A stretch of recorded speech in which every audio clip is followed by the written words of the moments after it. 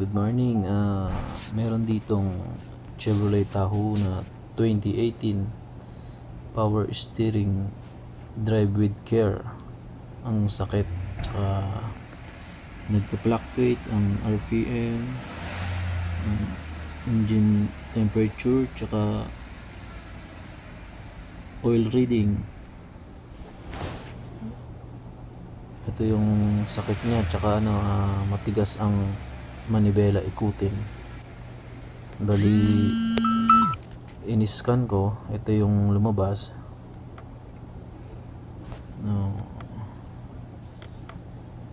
Ito sila. Tsaka ito, binuksan ko yung harness to check the continuity mula sa ECM to EBS module. Tsaka ang nakita ko dito is binuksan ko yung wiring harness ng electronic power steering. Ito, may ground na putol sa loob. Yan ang pinaka dahilan kaya nagmalfunction ang mga gauges, tsaka matigas ang manibela, tsaka RPM ay nagpa-fluctuate.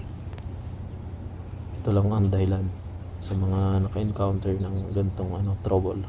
Check nyo yung EPS harness.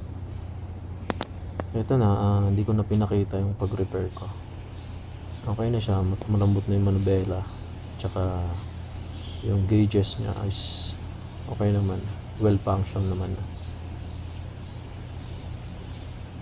Yung mga naka-encounter ng gantong trouble, scan and check the wiring, kasi hindi naman sirain yung mga parts ng mga